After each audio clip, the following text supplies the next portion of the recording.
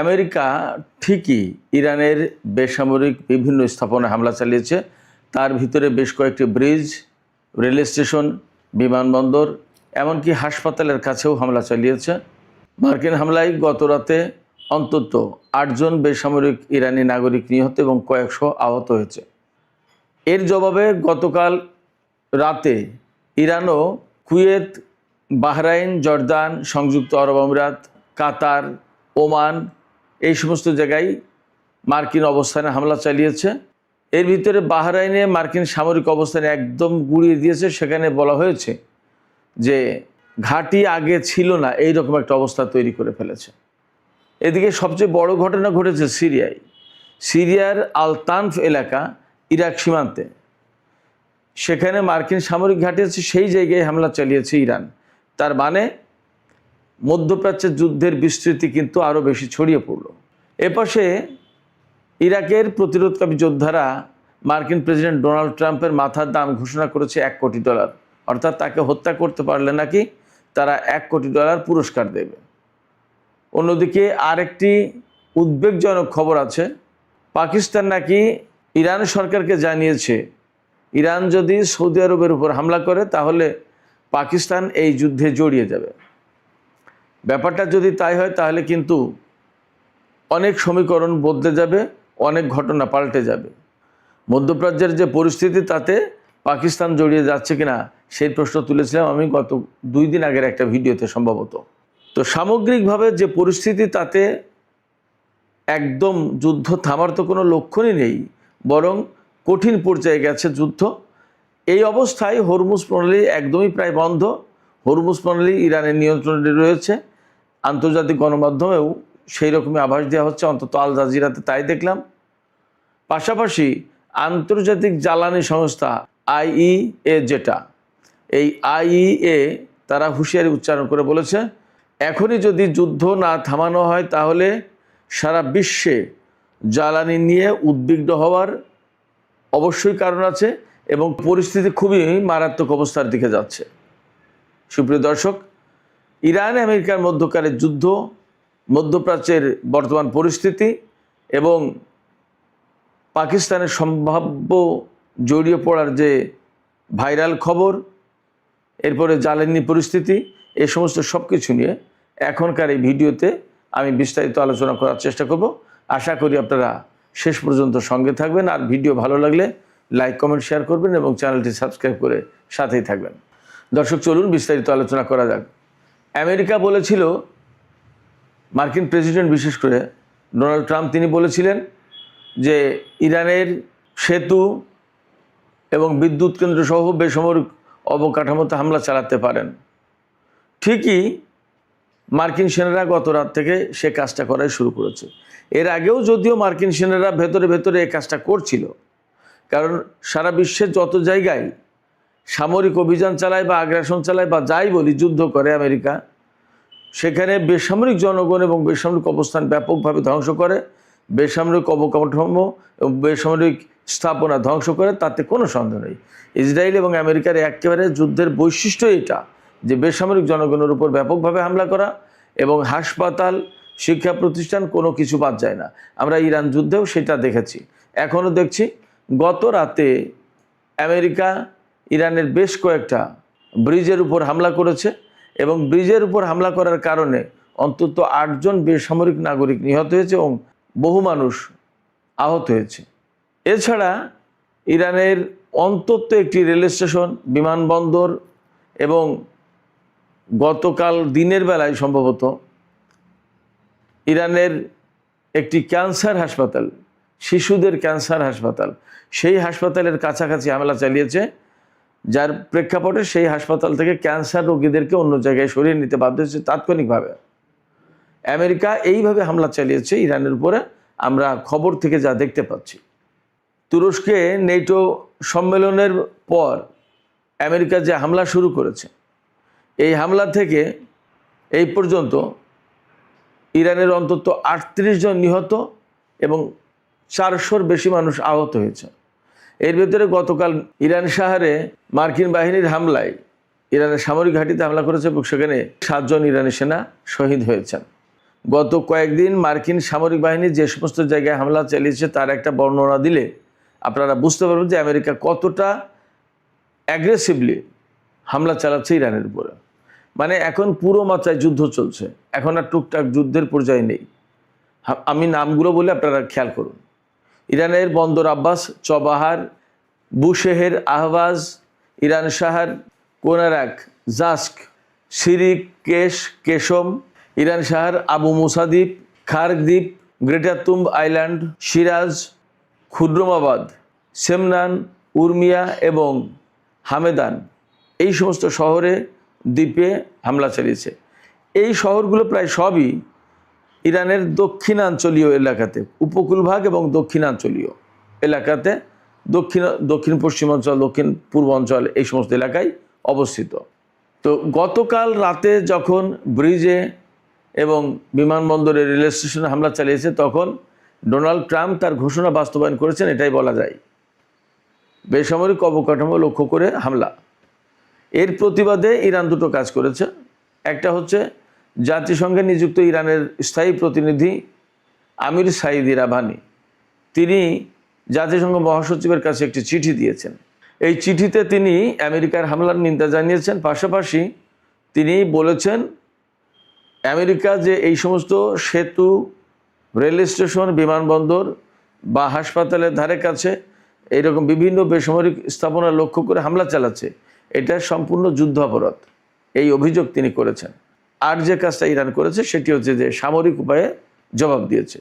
গতকাল আমেরিকা যেমন বড় রকমের হামলা চালিয়েছে ইরানের বিরাট বিশাল এরিয়া জুড়ে, তেমনি ইরানও সামরিক উপায়ে পাল্টা জবাব দিয়েছে, প্রচণ্ড রকমের জবাব দিয়েছে। কুয়েতের মার্কিন ক্ষেপণাস্ত্র ডিপো, হেলিকপ্টারের অবস্থান, অর্থাৎ যেখানে হেলিকপ্টার রাখা, হেলিকপ্টার স্টোরেজ, এরপরে আমেরিকার বেশ কয়েকটা ক্ষেপণাস্ত্র লঞ্চার, এগুলো ধ্বংস হয়েছে। কুয়েতের সবচেয়ে বড় যে ঘটনা ঘটেছে সেটা হচ্ছে অস্ত্র গুদাম ধ্বংস হয়েছে কয়েকটা। বাহরাইনে ইরান হামলা চালিয়েছে এত বড় যে বাহরাইনের দুটো মার্কিন ঘাঁটি একেবারে মাটির সাথে মিশে গেছে বলে জানা যাচ্ছে। এইভাবে বলা হচ্ছে যে সেখানে আগে ঘাঁটি ছিল কিনা তার বোঝা যাচ্ছে না। ইরান কিন্তু এইরকম কথাই বলেছিল যে আমরা এমনভাবে হামলা চালাবো যে মধ্যপ্রাচ্যে আগে আমেরিকার কোনো ঘাঁটি ছিল না, এইরকম করে দেব পরিস্থিতি। তো হয়তো ইরান সেইভাবেই করছে। জর্দানে হামলা চালিয়েছে, কাতারে হামলা চালিয়েছে, সংযুক্ত আরব আমিরাতে এবং ওমানে। এইসব হামলায় অনেকগুলো র্যাডার সিস্টেম, তারপরে নৌবাহিনীর গোয়েন্দা ব্যবস্থা, বিমান বাহিনীর গোয়েন্দা ব্যবস্থা, এই সমস্তগুলো ধ্বংস হয়েছে। বলা হচ্ছে যে বেশ কয়েকজন মার্কিন সেনা নিহত হয়েছে। মার্কিন সেনা নিহতর কথা কেন আসছে? বিশেষ করে দুই জায়গায় মার্কিন সেনা নিহতর কথা বলা হচ্ছে। কুয়েতে যে হামলা হয়েছে এই জায়গায় মার্কিন সেনা নিহত হয়েছে কিছু, আর সবচেয়ে বেশি নাকি নিহত হয়েছে সিরিয়ার আল তানফ সামরিক ঘাঁটিতে। আল তানফ হচ্ছে মার্কিন সামরিক ঘাঁটি, এটা ইরাক এবং সিরিয়ার সীমান্তে অবস্থিত। অর্থাৎ বলা যায় যে পূর্ব সিরিয়া বা সিরিয়ার দক্ষিণ পূর্ব এলাকা হবে আর ইরাকের পশ্চিমাঞ্চল হবে। এই জায়গায় এই হামলাটা হয়েছে, আল তানফ মার্কিন সামরিক ঘাঁটি। এবং এই সামরিক ঘাঁটিতে ইসরায়েলের সেনা মোতায়েন ছিল একসময়, এমন রিপোর্ট বের হয়েছিল, আরও অনেক আগের কথা। তো এই আল তানফ ঘাঁটিতে ইরান কেন হামলা চালালো? বলা হচ্ছে এই আল তানফ ঘাঁটি থেকে আমেরিকা ইরানের উপর হামলা চালিয়েছে। তো ব্যাপারটা যদি তাই হয় তাহলে ইরান ডেফিনেটলি হামলার উৎসস্থল খুঁজে বের করেছে যে কোথা থেকে এই হামলা হলো, এবং সেই জায়গায় পাল্টা হামলা চালিয়েছে।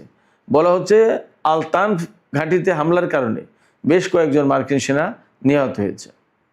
শুধু নিহত না, কয়েকজন আহত হয়েছে, তার মানে হতাহতের ঘটনা ঘটেছে। তো সামগ্রিকভাবে মধ্যপ্রাচ্যের যে যুদ্ধ চলছে আমেরিকা এবং ইরানের ভেতরে, সেই যুদ্ধ ক্রমেই বড় আকার ধারণ করছে এবং এখন সিরিয়ার আল তানফ ঘাঁটিতে হামলা চালানোর কারণে এই যুদ্ধ কিন্তু আরও আঞ্চলিক পর্যায়ে বৃহত্তর অঙ্গনে ছড়িয়ে পড়ল। এই জায়গা থেকে ইরান আঞ্চলিক দেশগুলোর প্রতি একটা আহ্বান জানিয়েছে। ইরানের সশস্ত্র বাহিনীর মুখপাত্র ব্রিগেডিয়ার জেনারেল আবুল ফাজল শেকারচি তিনি বলেছেন এই মধ্যপ্রাচ্য অঞ্চলে মার্কিন সামরিক বাহিনীর উপস্থিতির কারণেই নিরাপত্তাহীনতার সৃষ্টি হয়েছে এবং অস্থিতিশীলতার সৃষ্টি হয়েছে। মার্কিন বাহিনীকে যদি এখান থেকে সরিয়ে দেওয়া যায়, প্রত্যাহার করার ব্যবস্থা করা যায়, তাহলেই শুধুমাত্র মধ্যপ্রাচ্যে শান্তি আসবে, স্থিতিশীলতা ফিরে আসবে।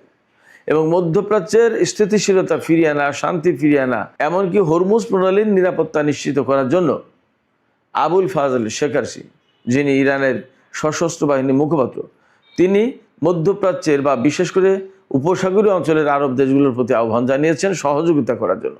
আসুন ইরানের সাথে সহযোগিতা করুন, আমরা মার্কিন সামরিক বাহিনীকে মধ্যপ্রাচ্য থেকে তাড়িয়ে দিই। এদিকে আরেকটি কথা বলি, মধ্যপ্রাচ্যের পরিস্থিতি যখন এই রকম খুবই উত্তপ্ত, আপনারা বুঝতে পেরেছেন, যুদ্ধ কিন্তু ক্রমে ছড়িয়ে পড়ছে, তখন নানামুখী খবর পাচ্ছি আমরা। একবার আমরা দেখছি ইয়েমেনের সাথে সৌদি আরবের ছোটোখাটো সংঘর্ষ, ইয়েমেনের পক্ষ থেকে হুমকি, সৌদি আরবের পক্ষ থেকে হুমকি। আবার গতকাল সৌদি পররাষ্ট্রমন্ত্রী প্রিন্স ফয়সাল বিন ফারহান বক্তব্য দিলেন যে আমরা আর আমেরিকার নিরাপত্তার উপর নির্ভর করব না। আবার এখন শোনা যাচ্ছে ইরান যদি সৌদি আরবের উপর হামলা চালায় তাহলে পাকিস্তান এই যুদ্ধে জড়িয়ে পড়বে। এইভাবে নাকি পাকিস্তান সরকার ইরান সরকারকে মেসেজ দিয়েছে। এখন পাকিস্তান হয়তো জড়িয়ে যেতে বাধ্যই, কেন যেহেতু তার সাথে সৌদি আরবের চুক্তি ছিল। কিন্তু পাকিস্তান যদি এই যুদ্ধে কোনো কারণে জড়িয়ে পড়ে, তাহলে সে যে একটা সুনাম সুখ্যাতি অর্জন করেছিল ইরান আমেরিকার মধ্যকার যুদ্ধবিরতির ব্যাপারে চেষ্টা প্রচেষ্টা চালিয়ে কূটনৈতিক উদ্যোগ নিয়ে, সেই সুনাম সুখ্যাতি কিন্তু একদম পুরোপুরি সব ধ্বংস হয়ে যাবে। এটা গেল এক। দুই হচ্ছে, তাহলে পাকিস্তান কি করতে পারে? পাকিস্তান এখানেও কূটনীতির আশ্রয় নিতে পারে, ইরান এবং সৌদি আরবের মধ্যে যে গ্যাপ আছে সে ব্যাপারে দুতিয়ালি করতে পারে, দুই দেশের সঙ্গে কথা বলতে পারে, এবং সবচেয়ে বড় যেটা, সেটা হচ্ছে আন্তর্জাতিক অঙ্গনে সে তৎপরতা চালিয়ে আমেরিকাকে ইসলামাবাদ সমঝোতায় ফিরে আনার চেষ্টা করতে পারে। এটাই পাকিস্তানের সবচেয়ে বড় কাজ হবে, এটাই উচিত হবে তাদের। তারা যদি যুদ্ধে জড়িয়ে পড়ে তাহলে আরও ভয়ঙ্করভাবে ভ্রাতৃঘাতী এবং দুই প্রতিবেশীর মধ্যে যুদ্ধ শুরু হবে, সেটা আরও বেশি খারাপ পরিস্থিতি তৈরি করবে। তখন কিন্তু অনেক সমীকরণ বদলে যাবে। এই জায়গায় ইরানকে প্রয়োজনে কূটনৈতিক বার্তা দিক পাকিস্তানের প্রতিনিধি পাঠাক সরকার ইরানে, সৌদি আরবের সাথে আলোচনা করুক, প্রয়োজনে দুই দেশকে নিয়ে বসুক, এভাবে কাজ করুক। কিন্তু পাকিস্তান যদি জড়িয়ে যায় তাহলে সেটা ভয়াবহ খারাপ পরিণতি ডেকে আনবে। এদিকে আরেকটা ছোট্ট খবর বলে আমি শেষ করি, ট্রাম্প প্রসঙ্গ। ইরাকের প্রতিরোধকামী যোদ্ধারা ডোনাল্ড ট্রাম্পের মাথার দাম ঘোষণা করেছে $1 কোটি। তারা বলেছে ডোনাল্ড ট্রাম্পকে যে হত্যা করতে পারবে তাকে $1 কোটি পুরস্কার দেওয়া হবে, যে বা যারা। এই কথাও কিন্তু সামাজিক যোগাযোগ মাধ্যমে ছড়িয়ে পড়েছে, ভাইরাল হয়েছে। এপাশে ডোনাল্ড ট্রাম্প গতকাল একটা কথা দাবি করেছিলেন। তিনি বলেছেন যে ইরানের কারাগারে আটক এক বন্দীকে ইরান মুক্তি দিয়েছে এবং তারা আমেরিকার সাথে এখন চুক্তি চাই, তারা আমেরিকার সাথে আলোচনায় বসার জন্য পাগল হয়ে গেছে। ইরানের পক্ষ থেকে জবাবে বলা হয়েছে যে এই ধরনের কোনো বন্দীকে মুক্তি দেওয়া হয়নি, একদম সম্পূর্ণ ফলস ক্লেম, মিথ্যা দাবি। এছাড়া ইরানের প্রেস টিভিও একই কথা বলেছে। আমরা জানি না, তবে একটা কথা বলি যে ডোনাল্ড ট্রাম্পের অনেক কথা কিন্তু অসত্য বলে প্রমাণিত হয়। এটা শুধু আমি বলছি না বা ইরানি গণমাধ্যম বলছে না, এটা খোদ মার্কিন গণমাধ্যমও বলে। এমনকি কখনো কখনো মার্কিন গণমাধ্যমে এমন খবরও বের হয়েছে যে ডোনাল্ড ট্রাম্প এক সপ্তাহে বা গত 24 ঘন্টায় বা গত 48 ঘন্টায় কয়টা মিথ্যা কথা বলেছেন এবং কি কি মিথ্যা কথা বলেছেন তার ফিরিস্তি দিয়ে খবর প্রকাশ হয়। সিএনএনের মতো গণমাধ্যমে এমন খবর আসে। তাহলে ডোনাল্ড ট্রাম্পের অবস্থাটা কি বোঝেন? এই ডোনাল্ড ট্রাম্প এবং তার প্রশাসন এখন ইরানের সাথে যুদ্ধ করতে এসে এমন গেঁড়াকলে পড়েছে যে গত বছরের চেয়ে এবছরের বাজেট প্রায় ডাবল করতে হচ্ছে। $1.5 ট্রিলিয়ন সামরিক বাজেট চেয়েছে ডোনাল্ড ট্রাম্প। এই ব্যাপারে মিট রমনি, একসময় মার্কিন নির্বাচনের দৌড়ে ছিলেন মিট রমনি, তিনি একটা বক্তব্য দিয়েছেন। তিনি বলেছেন ডোনাল্ড ট্রাম্প তো প্রেসিডেন্ট, আমি আর সামনে প্রেসিডেন্ট নির্বাচন করব না। তার ডোনাল্ড ট্রাম্প যেই কথা বলছেন, যুদ্ধ করে হরমুজ প্রণালী খুলতে হবে, এই জন্য বিরাট বিশাল বাজেট লাগবে। তিনি বলেছেন আরে ভাই, হরমুজ প্রণালী তো যুদ্ধের আগে খোলা ছিল, তুমি যুদ্ধ করতে গেলে কেন? এবং হরমুজ প্রণালী বন্ধ হলো কেন? এবং এখন তার জন্য বাজেট দিতে হবে কেন? আমেরিকার জনগণের ট্যাক্সের পয়সা সেখানে কেন খরচ করতে হবে?